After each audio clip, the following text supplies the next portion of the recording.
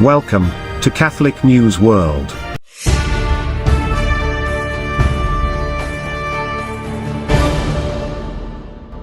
Welcome to Catholic News World. Please subscribe to our channel. My name is Steph.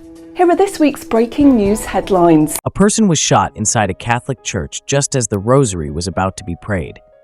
A church in Cali, Colombia, South America, was the scene of a crime. A woman entered the church and shot a man named Erasmo Trujillo, age 50, dead. Another woman was injured from a stray bullet hitting her in the leg. The Cali parish closed its doors for 3 days due to the murder. The attack occurred at 6:15 p.m. Monday, July 15th, at the church located in the Valle del Lili neighborhood. Nearly 200 parishioners were gathered at St. John Paul II Church to pray the rosary, led by a nun. According to Father Oscar de la Vega, at least 1,500 people usually take part in the prayer, which is regularly live-streamed on social media. The woman, dressed in pink, entered with a firearm and shot Erasmo Trujillo Mopan, 50 years old. The victim had a criminal record related to drug trafficking, in addition to having been linked to the criminal group known as the Suitcases. However, he was also an active member of the community who used to attend Mass every week with his wife, children, and grandchildren. The female shooter escaped, and due to the severity of his injuries, Trujillo died at the scene. Colonel Carlos Oviedo, commander of the Metropolitan Police of Cali, said the person had a criminal record and had been captured in 2016 for belonging to the criminal gang and for the crimes of drug trafficking and conspiracy to commit crimes. Following the murder, the Archdiocese of Cali urged the community to protect life and stop any act that threatens the integrity of others, opting for dialogue and reconciliation as paths to peaceful resolution of the conflicts facing our city. Monsignor Luis Fernando Rodriguez Velázquez, Archbishop of Cali, expressed his overwhelming condemnation of the violent events that occurred on the night of Monday, July 15th. In a message, the prelate states that the attack carried out inside this church represents not only tragedy and pain for the affected people, but for the entire community, who considers the church a sacred and safe place. There was a mass of reparation held on July 19th. Please pray for the repose of his soul. The famous actor and comedian Bob Newhart has died in Los Angeles, California, at the age of 94. His full name was George Robert Newhart, and he was born on September 5, 1929, and died on July 18, 2024. Newhart originally worked as an accountant and began in entertainment as a stand-up comedian, and then started acting in television. He won 3 Grammy Awards, an Emmy Award, and a Golden Globe Award. Newhart was born in Oak Park, Illinois, USA. His mother, Julia, was of Irish descent, while his father, George, was of German and Irish descent. He had 3 sisters, and one of them, named Mary Joan, was a nun who passed away in 2018. She was a member of the Sisters of Charity of the Blessed Virgin Mary. Newhart was educated at Catholic schools in the Chicago area, including St. Catherine of Siena Grammar School in Oak Park, and attended St. Ignatius College Prep, graduating in 1947. He then enrolled at Loyola University Chicago and graduated in 1952 with a bachelor's degree in business management. Newhart was drafted into the U.S. Army and served during the Korean War as a clerk.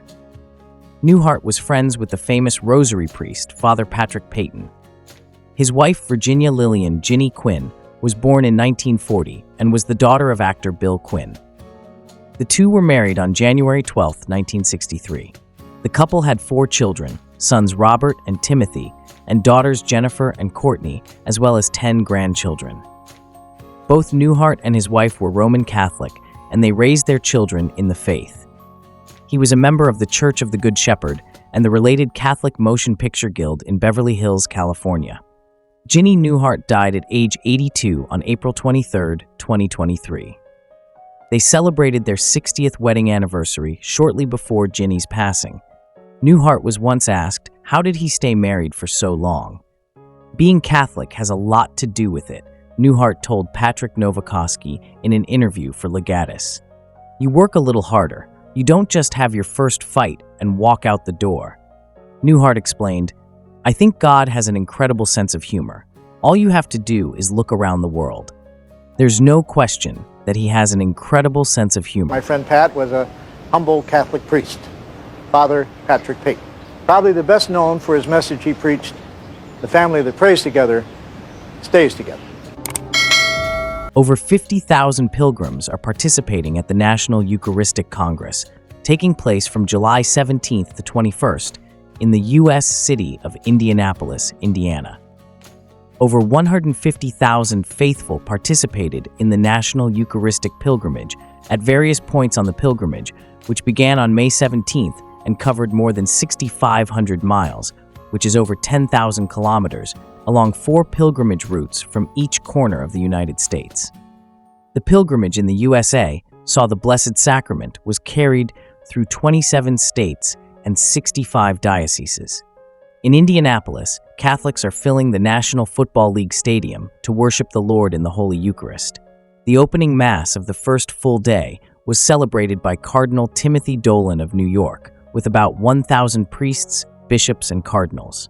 The 10th National Eucharistic Congress in the United States is the culmination of the National Eucharistic Revival, sponsored by the United States Conference of Catholic Bishops. It's a missionary year where we're inviting every Catholic to take up their call from Pope Francis to be missionary disciples, said Bishop Andrew Cozzens. Bishop Cozzens says the American bishops took their inspiration from Pope Francis' programmatic 2013 apostolic exhortation, Evangelii Gaudium, on the proclamation of the gospel in today's world. Encounter and mission are 2 staples of our Eucharistic revival in Congress, Bishop Cozzens said, explaining, "We want people to encounter Jesus and then send them on mission, which we got, of course, from Evangelii Gaudium." Bishop Cozzens explained, "We're expecting to see miracles, because when people come together in Jesus' name, he shows up so powerfully. So we expect deep conversions, healings, and most of all, a real growth in missionary spirit. Never are we closer to God and to each other in his church than when we gather around the sacred table of the altar to be fed by the bread of heaven, the most holy Eucharist," Cardinal Timothy Dolan said during the opening Holy Mass. The nuncio, Archbishop Christophe Pierre, brought a greeting from Pope Francis and told the faithful, "Let us all pray for true Eucharistic revival." May this revival open our eyes to the ways that Christ is living and operating in the reality before us, and may it impel us to join him in his work.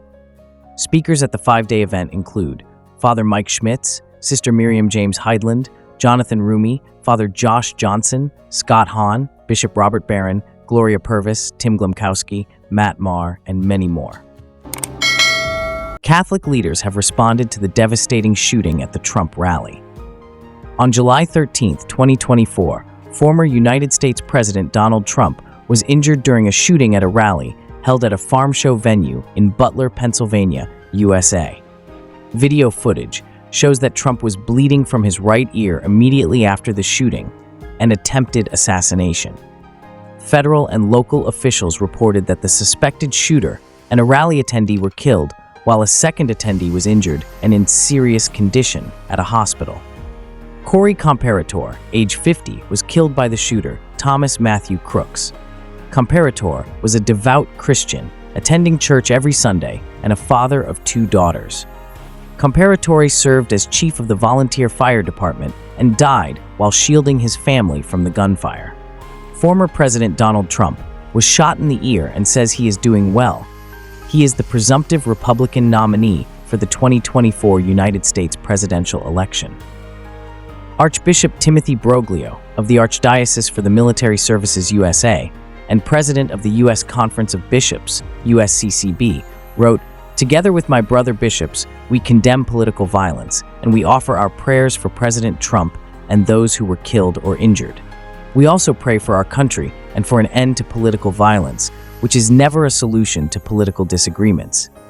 We ask all people of goodwill to join us in praying for peace in our country. Mary, Mother of God and Patroness of the Americas, pray for us." In a statement issued late Sunday morning, the Vatican expressed its concern about last night's episode of violence, which wounds people and democracy, causing suffering and death. The statement went on to say that the Holy See is united in the prayer of the U.S. bishops for America, for the victims, and for peace in the country, that the motives of the violent may never prevail. Bishop Robert Barron said, "I would like to offer prayers for President Trump and all those who were injured at the rally in Pennsylvania. We must turn from the path of violence. May the Lord bless our troubled nation." Bishop David Zubik of the Catholic Diocese of Pittsburgh wrote, "We are deeply shocked by news reports of the shooting at a political rally for former President Trump right across the street from one of our churches in Butler County. We are grateful for the swift actions of the Secret Service and our local first responders. Let us join together in prayer for the health and safety of all, for healing and peace, and for an end to this climate of violence in our world. May God guide and protect us all." Thanks for watching, and please subscribe to Catholic News World's channel. God bless.